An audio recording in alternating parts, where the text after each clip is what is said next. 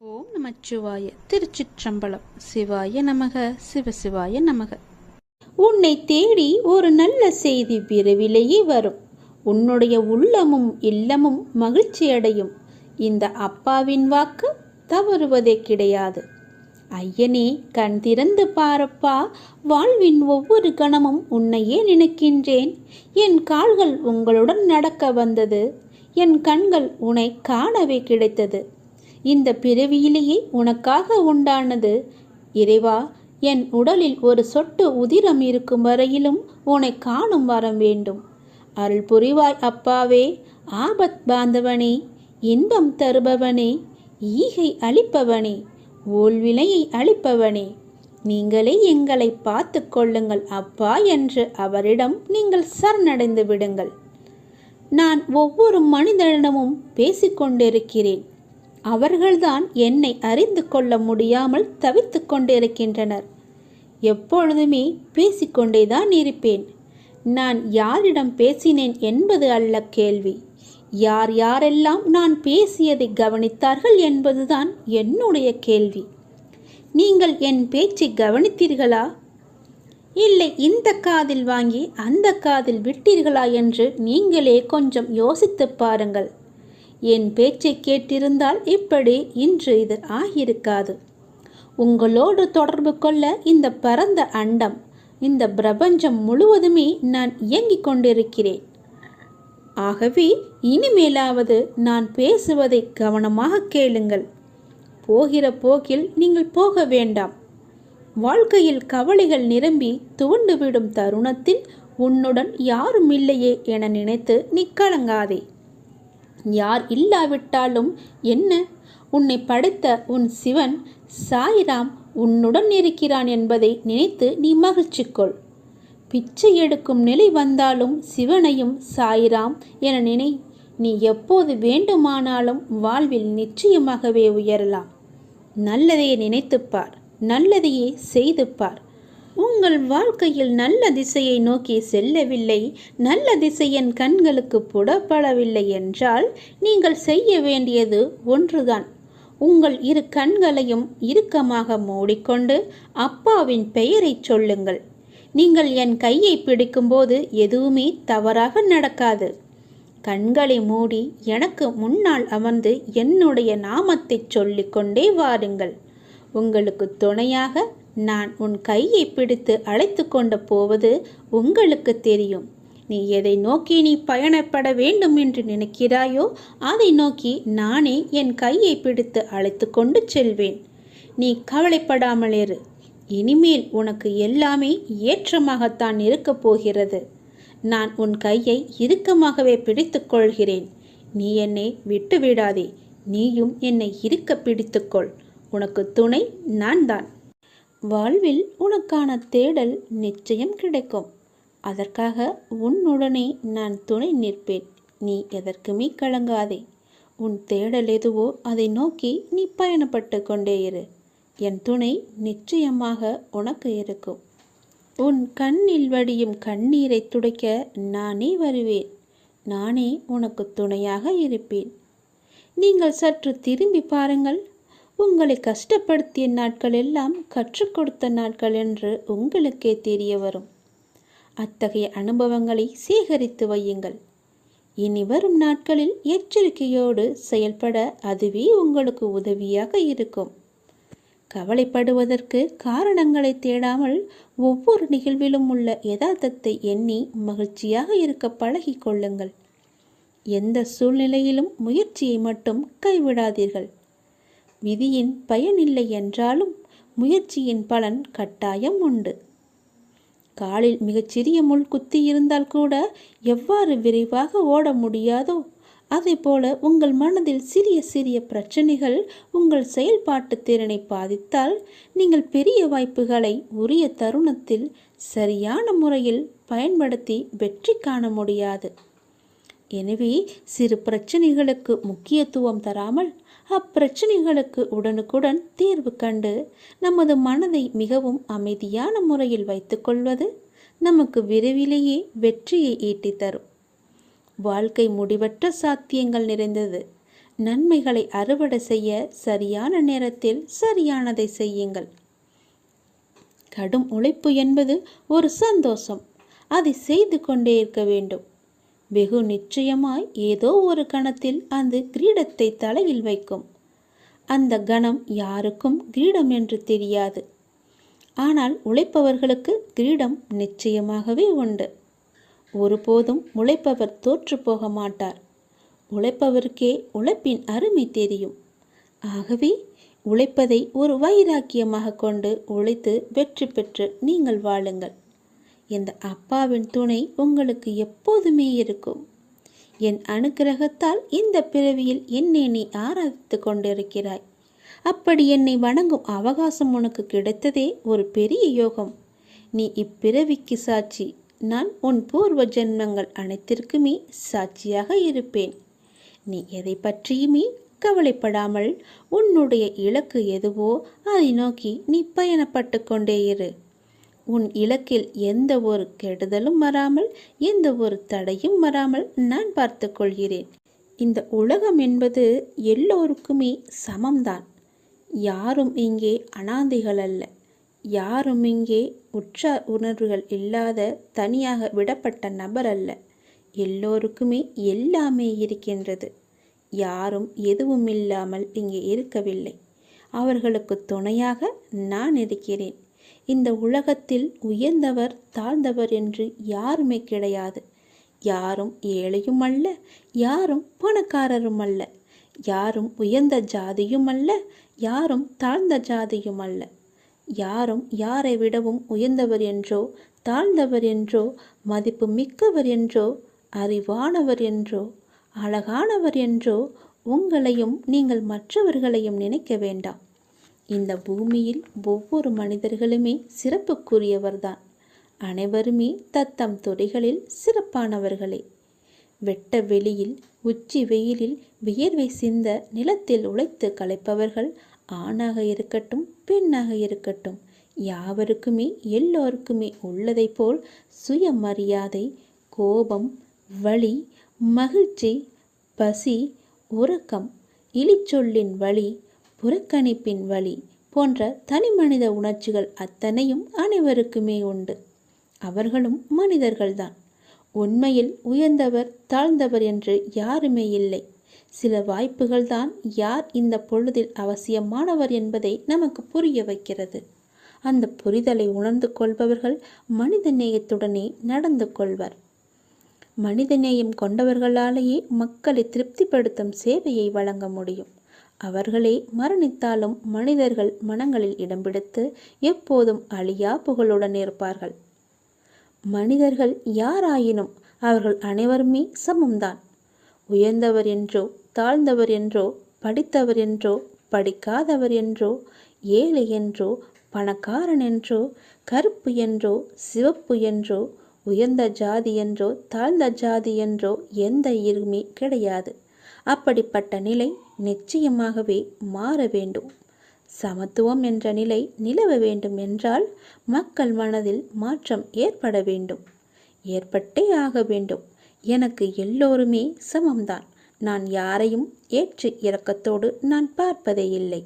அது நம்மிடமிருந்தே தொடங்குவோம். இனி ஒரு உலகம் புதிதாக அமைப்போம். நிகரான மனிதர்களை மதிப்போம். நாமாக வாழ்வோம். முதலில் மனிதனாக வாழ்வோம். நான் யாரையும் ஏற்றம் இரக்கம் கொண்டு பார்க்காமல் அனைவரையும் சமமாகவே பார்க்கிறேன்.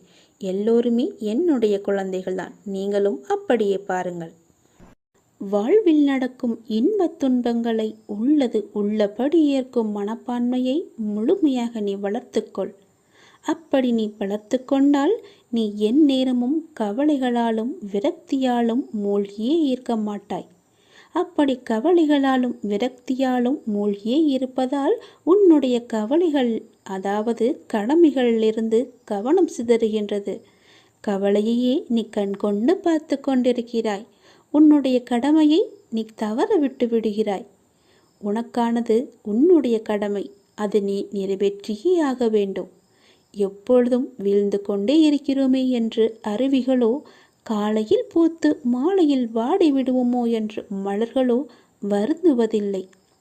வீழ்ந்த அருவியே அகண்ட ஆறாக நாம் வாழ்வதற்கு தேவையான வற்றாத ஜீவ நதியாக ஓடுகிறது. ஒரு நாள் மட்டுமே பூத்தாலும் அப்பூக்கள்தான் இறைவனை சென்று சேருகிறது. எனவே நான் அடிக்கடி கூறுவது இங்கு எதுவும் நிரந்தரமில்லை என்று. அதை மட்டும் நீ மனதில் வைத்துக்கொள், மறந்து விடாதே. உனக்கு எது நடந்தாலும் எல்லாமே நன்மைக்கே என்று எடுத்துக்கொள்.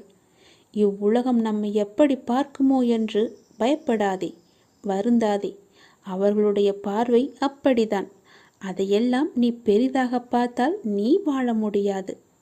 இங்கு உள்ளவர்களின் பார்வைக்கு விளக்கம் அளிக்க முடியாது. சிலர் உன்னை திமிர் பிடித்தவர் என்று சொல்வார்கள், கெட்ட எண்ணம் உடையவர் என்றும் சொல்வார்கள். சிலர் உன்னை அற்புதமானவர் என்றும் சொல்வார்கள், அன்பானவர் என்றும் கூறுவார்கள். யார் எதை வேண்டுமானாலும் கூறினாலும் நீ உன் வாழ்வில் நேர்மையாகவும் உண்மையாகவும் இரு. உன்னுடைய உழைப்பு என்றுமே வீணாகாது. வாழ்க்கையில் முன்னேற வேண்டுமானால் உன்னை பற்றிய மற்றவர்களின் மதிப்பீடுகளில் இருந்து உன்னை நீ மேம்படுத்த தேவையானதை மட்டுமே நீ எடுத்துக்கொள்ள வேண்டும். மற்றதையெல்லாம் காதில் வாங்காதே, உன்னுடைய கவனத்திற்கும் கொண்டு போகாதே, கவனத்தில் எடுத்துக்கொள்ளாதே. தேவையற்ற வீண் சொற்களை மனதிலிருந்து அழித்துவிடு. இப்பொழுதே, இந்த நொடியே அழித்துவிடு. அச்சொற்களை மனதில் தேக்கி வைத்து உன் வளர்ச்சிக்கு நீயே தடையாக இருக்காதே. கவலைப்படாதே, நான் இருக்கிறேன், உன்னோடு எப்போதுமே இருப்பேன். நீ நல்லதையே நினை, நேர்மையாக இரு, உண்மையாக இரு. உனக்கு நீ பயந்தவனாக இரு, கடவுளுக்கு பயந்தவனாக இரு. உன்னை நோக்கி எல்லாமே தானாக வரும். எதுவும் உன்னை விட்டு போகாதபடி நான் பார்த்து கொள்கிறேன். உனக்கு துணையாக உன் அப்பா நான் இருக்கிறேன். பிறந்தோம், வாழ்ந்தோம், இறந்தோம் என்று இல்லாமல் நீங்கள் யார் என்று கண்டடையுங்கள். ஒரு தாய் குழந்தையை பெற்றெடுப்பது அந்த பிரசவ வேதனை சொல்லி மாளாது. நீங்களே உங்களை மீண்டும் பிரசவிப்பதும் அவ்வளவு வேதனையான விஷயம்தான். அதனால்தான் யாரும் அதை செய்வது இல்லை. நமக்கு எதுக்கு அந்த வலி என்று இருந்து விடுகிறார்கள். வெகு சிலரே சிலுவை சுமந்து காடு மேடெல்லாம் அலைந்து சாப்பாடு தண்ணி இல்லாமல் தங்களை தாங்களே தேடி அடைகிறார்கள். சிந்திக்க வேண்டிய ஒரு விஷயம். சிந்தித்து பாருங்கள். வாழ்க்கையை ஒரு முறை பின்னோக்கி பாருங்கள். என்ன நடந்தது இதுவரை என்று உங்களுக்கு புரியலாம், புரியாமலும் போகலாம்.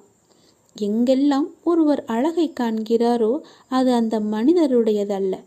அழகின் பின் இறைவன் இருக்கிறார் என்பதை நீங்கள் உணர வேண்டும். இறைவன் இல்லாமல் எந்த அழகும் இருக்க முடியாது. அதனால்தான் சத்தியம், சிவம், சுந்தரம் என்று சொல்லப்படுகிறது. எங்கெல்லாம் சிவபெருமான் இருக்கிறாரோ அங்கெல்லாம் அழகும் சத்தியமும் இருக்கிறது. இதை சொல்வதன் மூலம் ஸ்ரீ கிருஷ்ண பகவான் அர்ஜுனரின் மனம் கவரப்படக்கூடிய எல்லாவற்றிலுமிருந்து விடுவித்து தன்னை நோக்கி இழுக்கிறார். கிருஷ்ணா என்றால் கவர்ச்சி. அப்படி என்றால் எல்லாவற்றையும் தன்னை நோக்கி கவரக்கூடிய ஒருவர் என்று பொருள். மனம் எங்கெல்லாம் அழைப்படுமோ அதிலிருந்தெல்லாம் விடுவித்து மையத்திற்கு கொண்டு வருவது. அந்த மையம்தான் ஸ்ரீ கிருஷ்ண பகவான். கிளைகளை வெட்டினால் என்ன, வேர் இருக்கிறதே, நமக்கு எதுக்கு இந்த கவலை என்று மகிழ்ச்சிப்படுங்கள். துளிர்க்கும் வகையில் துணி உடையவனே நான் தான் என்று சந்தோஷப்படுங்கள். அதைதானே நமக்கு வாழ்க்கை கற்பித்திருக்கிறது. அந்த கற்பித்த பாடத்தை நாம் ஏன் மறக்க வேண்டும்? படித்த படிப்புதான் நமக்கு வாழ்க்கை தரும். நீங்கள் துளிர்ந்து விடுங்கள். துளிர்க்கும் வரையில் நீங்கள் போராடுங்கள். கிளைகளை வெட்டுபவன் வெட்டட்டும். உங்களுக்கு வேர் இருக்கிறது. அதை பிடித்து கொண்டு மேலே எழும்பி வாருங்கள். உங்களுக்கான வாழ்வு நிச்சயம் இருக்கிறது. அதில் உங்களுக்கான வெளிச்சம் நிச்சயம் தெரியும். அதன் வழியே நீங்கள் பயணித்தால் உங்கள் வாழ்க்கை வெற்றியாகும். எல்லாமே உங்களுக்கு சாதகமாகவே மாறும். துளிர்க்கும் வரைதான் உங்களுடைய கஷ்டம். துளிர் விட்டுவிட்டால் உங்களை யாரும் எதுவுமே செய்ய முடியாது. வெட்டியவன் அன்றே போய்விடுவான். நீ துளிர்க்க மாட்டாய் என்ற நம்பிக்கையோடு. நீ என் மீது நம்பிக்கை வைத்திருப்பதால் நீ மீண்டும் துளிர் விடுவாய். வெற்றி உனக்குத்தான். தைரியமாக வா. மலைகளில் விற்றிருக்கும் ஆண்டவன் கூட மக்களை தேடி பவனி வருகிறார். கவலைகளை விட்டு வெளியே வாருங்கள். நீங்கள் தோல்விகளை எண்ணி கவலை கொள்ளாதே. வெற்றியை நினைத்து நீங்கள் வெளியே வாருங்கள். வெற்றியும் உன்னை தேடி வரும். உழைத்து கொண்டே இருந்தால் சரிதானா? தன் மீது குப்பைகள் விழுவதை கடலால் தடுக்க முடியாது. ஆனால் அவைகளை தன் அலையின் சக்தியை கொண்டு தூக்கி தூர கரையில் வீச முடியும். அதுபோலத்தான் நம் மீது விழுகின்ற இழிச்சொல், பழிச்சொல் இவைகளையெல்லாம் நம்மால் தடுக்க முடியாது. ஆனால் அவைகளை அலட்சியப்படுத்துவதன் மூலம் தூக்கி தூர வீச முடியும். நீங்கள் ஒரு அலை போல இருங்கள். தோல்விகள், இழப்புகள் மெல்லவும் முடியாமல், விழுங்கவும் முடியாமல், ரசிக்க முடியாத பொழுதுகள், படிக்காமலேயே கசக்கி எறியப்பட்ட கனவு பக்கங்கள், இவையெல்லாம் இல்லாமல் போயிருந்தால் வாழ்க்கை பாடம் புகட்டப்பட்ட பக்குவப்பட்ட மனிதனாய் உங்களை நீங்கள் செதுக்கியிருக்க முடியாது. போராட்டங்களின் பின் பெற்றுக்கொள்ளும் எதுவும் பேரழகானது என்பதை அறிந்திருக்க மாட்டோம். தான் இளைப்பாற முடியாது என தெரிந்தும் நிழலுக்காக மரம் வைப்பவனே வாழ்வை உணர்ந்தவன். வெட்டி எறிந்தாலும் மீண்டும் வேரொன்றி வெட்டியவனுக்கே நிழல் தரும் மரம் போன்று மனம் வேண்டும் நமக்கு. புகழ்ந்தால் மயங்காமலும் இகழ்ந்தால் தளராத மனமும் வேண்டும். மூளையின் புத்திசாலித்தனத்தை விட இதயங்களின் தூய்மை சிறந்தது. தான் உயர வேண்டும் என நினைப்பவன் மனிதன். தன்னோடு இருப்பவர்கள் சேர்ந்து உயர வேண்டும் என நினைப்பவனே மாமனிதன். உலகம் என்ன நினைக்கிறது என்பதை பற்றியெல்லாம் கவலைப்படாதே. கொள்கை உணர்வுடன் வாழ்ந்தால் வெற்றி பெறுவது உறுதி. குத்திய பிறகுதான் முள் தெரிகிறது, தடுக்கிய பிறகுதான் கல் தெரிகிறது. ஆகையால் அனுபவங்கள் நம்மை அடுத்த நிலை நோக்கி வெற்றிகரமாய் அழைத்துச் செல்லும் உன்னத வழிகளே. அதை நீங்கள் மறந்து விடாதீர்கள். அனுபவங்களை எப்பொழுதுமே தூக்கி போட்டு விடாதீர்கள். அதை உங்களிடம் பத்திரமாக வைத்துக் கொள்ளுங்கள். என்றாவது ஒரு நாள் உங்களுக்கு அது தேவைப்படும். அந்த வழியை நீங்கள் போக வேண்டியிருக்கும். வீண் ஆடம்பரம் வேண்டாம். கடவுளை மட்டும் பூரணமாக நம்புங்கள். எல்லா பிரச்சனையிலும் இருந்தே நீங்கள் விடுபட்டு விடுவீர்கள். நிச்சயமாகவே நான் சொல்கிறேன். உங்களுடைய பிரச்சனை எதுவாக இருந்தாலும் நீயே பார்த்து கொள்ளுங்கள் என்று அவரிடம் ஒப்படைத்து விடுங்கள். அவர் உங்களை பார்த்து கொண்டுதான் இருக்கிறார். எல்லா ரூபத்திலும் அவர் உங்களை பார்த்து கொண்டுதான் இருக்கிறார். அவரை நீங்கள் நம்புங்கள். பரிபூரணமாக நம்புங்கள். உன் பிரச்சனை காணாமல் போய்விடும். நீ எதை எதிர்பார்த்து காத்திருந்தாயோ, எதை நான் பெற வேண்டும் என்று காத்திருந்தாயோ, அது உனக்கு கிடைக்கப் போகிறது விரைவாகவே. நீ எதிர்பார்த்ததற்கு மேலாகவே பல நல்ல நல்ல அறிகுறிகள் எல்லாம் உனக்கு தென்பட்டு அது உன் கையில் வந்து சேரும் நாளையும் நீ தொட்டு விட்டாய். விரைவில் அது உன் கையில் கிடைக்கும். நீ எதிர்பார்க்காத ஒன்று உன் வாழ்வில் நடக்கப் போகிறது. நீ எதிர்பார்ப்பதற்கு அல்ல, நீ பெறுவதற்காகவே அதை நான் உனக்கு கொடுத்து விட்டேன். எதிர்ப்பதற்கு அல்ல, பொறுப்பதற்கே தைரியம் உனக்கு வேண்டும். கொஞ்சம் பொறுமையாக இரு.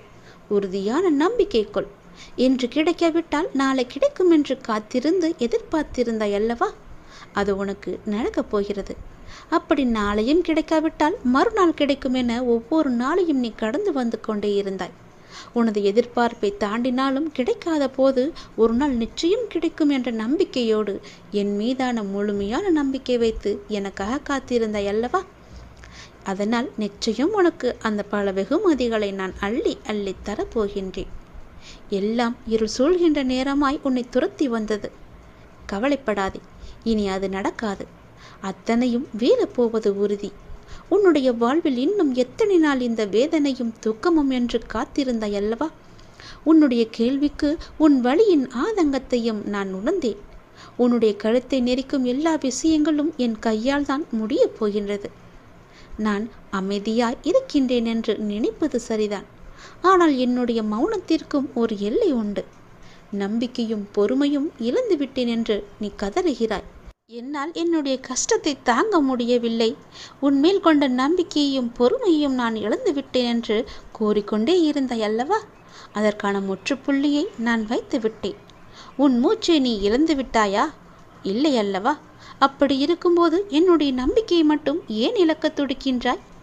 அந்த மூச்சானது ஒரு உயிர் வாழ எவ்வளவு முக்கியமோ அதை போலத்தான் உனக்கு உன் நம்பிக்கையும் பொறுமையும். அந்த நம்பிக்கையும் பொறுமையும் நீ இழந்து விடாதே. இழந்து விட்டேன் என்று நினைக்கும் இடத்தில்தான் உண்மையாக உன்னுடைய வாழ்நாளில் நீ பெறப்போகும் விஷயம் நிறையவே அங்கு அடங்கியிருக்கிறது. இழந்து விட்டேன் என்று முடிவெடுத்து விடாதே, முற்றுப்புள்ளி வைத்து விடாதே. இன்னும் உன் வாழ்க்கை தொடர இருக்கின்றது, நல்லபடியாக மாற இருக்கின்றது. ஒவ்வொரு சூழ்நிலை என்பது உனக்கு மட்டும்தான் வகுத்தப்பட்டிருக்கிறது. என்னால் என் பிள்ளைக்கு அதனை ஒரு நிமிடத்தில் மாற்ற முடியும். கஷ்டமான சூழ்நிலை வந்தால் அதை எதிர்த்து நெல்லு. உன்னுடைய எல்லா பிரச்சனையும் முடிக்க எனக்கு ஒரு நொடி போதும். சில நேரங்களில் கூட முடித்து விடுவேன், சில நிமிடங்களில் கூட முடித்து விடுவேன், ஏன் சில நாட்கள் கூட ஆகலாம்.